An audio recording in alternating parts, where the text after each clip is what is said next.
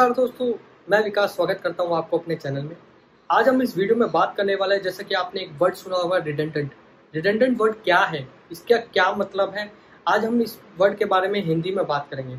अगर आप किसी बाहर देश में काम करते हैं तो ये वर्ड आपके लिए जानना बहुत जरूरी है, क्योंकि ये वर्ड बोल के कंपनियां बहुत सारे लोगों को निकाल रही हैं। तो चलिए आगे बढ़ते हैं। आगे बढ़ने से पहले मैं चाहूंगा आप मेरे चैनल को लाइक और सब्सक्राइब करना ना भूलें, ताकि इस वर्ड से जुड़ी मैं सारी अहम जानकारी आपको दे सकूं। तो चलिए दोस्तों, जैसे कि मैंने बताया, रिडंडेंट बोल के बहुत सारे लोग ऐसे हैं जो निकाल दिए गए हैं कंपनी के द्वारा। ये सिर्फ मिडल ईस्ट की बात ही नहीं है, वर्ल्ड वाइड ये वर्ड चल रहा है। कंपनी बोलती है redundant, laid off, no use, useless, ये सारे मतलब निकाल सकते हैं। मतलब आपकी कंपनी में और जरूरत नहीं है बिजनेस को देखते हुए। तो बहुत सारी कंट्रीज ने एक रूल निकाला है, जितने भी एम्प्लॉयर्स हैं उनके लिए, अगर उनकी कंपनी में काम नहीं है तो अपने एम्प्लॉयर्स को निकाल सकती है। कैसे निकाल सकती है? उनको कुछ बेनिफिट्स देके, उनका end of the service reward देके उनको निकाल सकती है। अगर आप बाहर देश में काम करते हैं तो आप ध्यान रखिए, अगर आपकी कंपनी आपको रिडंडेंट बोलती है तो इसका मतलब क्या है, पहले मतलब समझ लीजिए। आप उनसे कैसे फाइट बैक कर सकते हैं और इससे आपको क्या बेनिफिट होने चाहिए, कंपनी को आपको क्या प्रोवाइड करना चाहिए, आज हम इस वीडियो में यही बात करने वाले हैं। तो सबसे पहले मैंने आपको मतलब समझा दिया रिडंडेंट का। कंपनी को आपकी कोई और जरूरत नहीं है इन फ्यूचर में बिजनेस को देखते हुए। तो अगर कंपनी आपको बोलते है रिडंडेंट, आपका फर्स्ट स्टेप क्या होना चाहिए? बहुत सारे लोग परेशान हो जाते हैं, मैं क्या करूं, मेरी नौकरी चली गई। तो दोस्तों, मैं एक उदाहरण के साथ समझाना चाहूंगा। मेरे एक मित्र हैं, यूएई में काम करते हैं। तो यूएई में जो काम करते हैं उनको उनकी कंपनी ने रिडंडेंट बोल के निकाल दिया गया कि उनकी और जरूरत नहीं है ऑर्गेनाइजेशन में, उनके पास ओवर स्टाफिंग है, उनको निकाल दिया गया। तो उनको निकाल दिया था, तो उन्होंने बोला मैं क्या करूं, मेरी तो फ्लाइटें चालू नहीं है, मैं इंडिया नहीं जा सकता हूं क्योंकि मैं तो कहीं और रहता हूं, तो मैं क्या करूं? तो कंपनी ने उनको बोला कि हम आपको कुछ बेनिफिट देंगे, मगर आपको कुछ पेपर साइन करने पड़ेंगे, जिसके द्वारा हम आपका टर्मिनेशन लेटर तैयार करेंगे और आपको एंड ऑफ द सर्विस सारे बेनिफिट देंगे। तो वो बेनिफिट क्या होते हैं, तो वही जानेंगे आज हम। तो पहला बेनिफिट जो होगा, कंपनी आपको अकोमोडेशन प्रोवाइड करेगी। जब तक आपका वीजा कैंसिल नहीं होता तब तक आप उस देश में हैं। तो कंपनी की एक रिस्पॉन्सिबिलिटी बनती है कि वो आपको अकोमोडेशन प्रोवाइड करेगी। अगर कोई कंपनी मना करती है कि नहीं भाई, हम अकोमोडेशन प्रोवाइड नहीं करेंगे, आप बाहर रहते थे मगर किराया तो कंपनी देती थी ना, तो ये बात जानना बहुत जरूरी है कि कंपनी आपका रेंट देगी अगर आप बाहर रहते हैं। अगर कंपनी के अकोमोडेशन में रहते हो, कंपनी आपको निकाल नहीं सकती जब तक वो आपकी फ्लाइट टिकट बुक नहीं करती है और आपका वीजा कैंसिल नहीं करती है।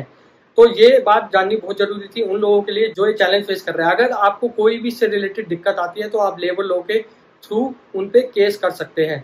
वो बातें अलग हैं, वो मैं आपको दूसरी वीडियो में समझा सकता हूँ कैसे आप लेबर लॉ में जाके केस कर सकते हैं किसी कंपनी के ऊपर। तो दूसरा पॉइंट जो होगा, फूड अलाउंस। तो फूड अलाउंस, या तो कंपनी अगर आपकी अकोमोडेशन में कैफेटेरिया या कोई और फैसिलिटीज है तो कंपनी आपको वहां पे खाने की इजाजत देगी। अगर आपको खाने की इजाजत नहीं देती है, बाई चांस अगर आप बाहर रहते हैं किसी भी रीजन से, या फिर आपकी कंपनी आपको अलाउंस देती है और बाहर रहते हैं, तो कंपनी को आपको सैलरी नहीं देगी, बट आपको क्या देगी, फूड अलाउंस देगी जब तक आप उस देश में रहते हैं। तो वो उनकी रिस्पॉन्सिबिलिटी बनती है। अगर वो कंपनी, मान लीजिए आप किसी होटल में काम करते हैं और आपको होटल में रुकवा देती है और कहती है कि भाई अपना खाना पीना सोरा कैफेटेरिया से कीजिए, तो आपको कंपनी शायद फूड अलाउंस ना दे, क्योंकि वो आपको एक खाने की फैसिलिटी दे रही है 3 टाइम का। तो आपको कंपनी शायद फूड अलाउंस ना दे, मगर बाकी सभी सिचुएशनों में कंपनी आपको फूड अलाउंस देगी। तीसरा पॉइंट जो दोस्तों बहुत जरूरी है, क्या एंड ऑफ द सर्विस आपके कुछ बेनिफिट बनते हैं? हाँ जी, जो तीसरा पॉइंट है उसमें बेनिफिट्स की बात करने वाले हैं। तो बेनिफिट्स क्या, जब भी आप किसी कंपनी में ज्वाइन करते हैं, एक इंडेमनिटी नाम का वर्ड सुना होगा आपने। इंडेमनिटी क्या होता है? तो हर कंपनी के रूल्स अलग होते हैं, हर देश के रूल अलग होते हैं। तो मैं पर्टिकुलरली यूएई की बात करता हूँ। तो यूएई की बात करेंगे तो पहले 2 साल में आपकी 1 महीने की सैलरी आपकी इंडेमनिटी होती है। मान लीजिए आपकी कंपनी का कॉन्ट्रैक्ट 2 साल का था और आपने अपना कॉन्ट्रैक्ट पूरा कर लिया है, तो उससे क्या होगा दोस्तों, आपको इंडेमनिटी जो आपकी बनेगी वो 1 महीना बनेगी 2 साल की। तो अगर आपको कंपनी आपको रिडंडेंट बोल के निकाल देती है या टर्मिनेट कर देती है, तो वो इंडेमनिटी का अमाउंट आपको देना पड़ेगा। तो 1 महीने की सैलरी आप उनसे मांग सकते हैं कि मेरा इंडेमनिटी अमाउंट क्या है। इंडेमनिटी बोलते हैं इसको, ध्यान से सुनिए। तो चौथा पॉइंट जो है दोस्तों, हम बात करना चाहेंगे कि आपको कोई सैलरी भी दी जाती है जब आपको रिडंडेंट किया जाता है। जी हाँ, आपको 1 महीने की सैलरी देनी पड़ेगी कंपनी को, जो भी आपकी बेसिक सैलरी है। अगर मान लीजिए आपकी सैलरी 4000 दिरहम है, तो कंपनी को आपको बेसिक सैलरी के 4000 दिरहम आपको देने पड़ेंगे एंड ऑफ द सर्विस। जब भी आप वहां से फ्लाई बैक करोगे, अपना सारी क्लोजिंग प्रोसीजर डन कर दोगे कंपनी के साथ, नो प्रॉफिट नो लॉस के साथ, आपको 4000 दिरहम कंपनी देगी। तो आपको ये 2 बेनिफिट तो मिलते ही है। इसके अलावा जो 5वां पॉइंट है आज इसमें बात करेंगे, क्या आपको मेडिकल फैसिलिटीज देती है। करंट एग्जांपल के साथ, मेरा जो दोस्त है जो फंसा हुआ है, जैसे कि मैंने बताया, तो उसके देश के लिए कोई भी फ्लाइट नहीं है। तो फ्लाइट नहीं है तो मतलब वो वहां पे अटका रहेगा, कंपनी रिस्पॉन्सिबिलिटी लेगी उसके खाने की, उसके रहने की। प्लस एक और चीज होती है जो मेडिकल फैसिलिटीज, जो कि बहुत जरूरी है यूएई में। आपको भी पता है, अगर आप किसी डॉक्टर के पास जाते हैं तो डॉक्टर आपसे कितने पैसे ले लेता है।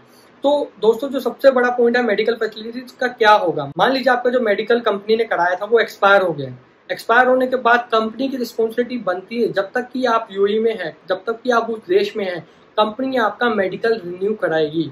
वो कंपनी की रिस्पॉन्सिबिलिटी बनती है। अगर वो नहीं कराते हैं तो ये फॉल्ट है। आप अपना प्रश्न उठा सकते हैं कि मेरे मेडिकल फैसिलिटीज का क्या होगा, क्योंकि आपका वीजा वैलिड है। जब तक आपका वीजा वैलिड है, जब तक आप उस कंट्री से फ्लाई नहीं करते। छठा पॉइंट में हम बात करना चाहेंगे कि क्या रिडेंडेंट बोल के जब कंपनी आपको निकाल देती है और आप कंपनी के अकोमोडेशन में रुके हुए हैं, क्या आप जॉब ढूंढ सकते हैं। बहुत से लोगों का प्रश्न था। हाँ, मैं बोलूंगा आप जॉब ढूंढ सकते हैं।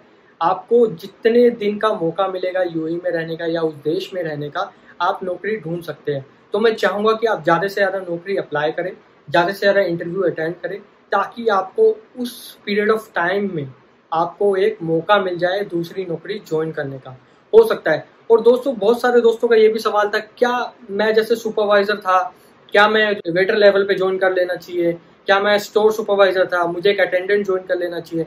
तो दोस्तों, अभी जो सिचुएशन है बहुत ख़राब है। आप इंडिया में आएंगे, इंडिया के अनएम्प्लॉयमेंट देखेंगे तो बहुत सारे लोग इंडिया में भी बेरोजगार हैं। तो अगर आप वहाँ पे हैं तो मैं बोलूँगा आप सेफ हैं। आप थोड़ा कम कमाइए, पोजीशन मत देखिए। अभी जो आपको अपॉर्चुनिटी मिलती है आप वो ग्रैब कीजिए, आप उसको पकड़िए और आप उसमें नौकरी करिए। मैं यही बताना चाहूँगा। तो 7वां बेनिफिट है वो मैं आपको बताना चाहूँगा, ए टिकट। कंपनी को आपको ए टिकट भी देनी पड़ेगी। क्यों देनी पड़ेगी? क्योंकि एंड ऑफ द सर्विस उनकी तरफ से खत्म हो रही है, तो वो रिस्पॉन्सिबिलिटी लेंगे कि हम आपको आपके देश में छोड़ेंगे। तो दोस्तों, जब भी फ्लाइटें शुरू होगी या फिर फ्लाइटें चल रही होगी तो कंपनी तुम्हारे लिए टिकट बुक करेगी और तुम्हारे को एडवांस में नोटिस देगी कि अगले 2 दिन बाद तुम्हारी टिकट है and you need to fly, pack your things. तो तुम्हारे को अपना सामान पैक करना है, सब कुछ करना है, क्लियरेंस करनी है अपने भी ऑर्गेनाइजेशन से और अपना सामान पैक करके रखना है। 2 दिन बाद कंपनी आपको टिकट देगी, आपका वीजा कैंसिलेशन में डालेगी और आपको एंड ऑफ द सर्विस सारे बेनिफिट देके आप फ्लाई कर सकते हैं। तो दोस्तों, ये कंपनी की रिस्पॉन्सिबिलिटीज थी। अगर वो रिडेंडेंट बोलते हैं, no use, termination due to the low business और anything, then they are liable for this. उनको ये करना ही पड़ेगा आपके लिए। तो दोस्तों, आज की वीडियो में बस इतना ही। मैं आशा करता हूँ आपको वीडियो बेनिफिट वाली लगी होगी। अगर लगी है तो आपके कुछ दोस्त जो वहाँ पे फंस चुके हैं और कंपनी उनको कोई भी ऐसे बेनिफिट नहीं दे रही है, तो वो मुझसे कॉन्टैक्ट कर सकते हैं। मैं उनको अच्छी एडवाइस दूंगा, जैसे कि मैं बता चुका हूँ।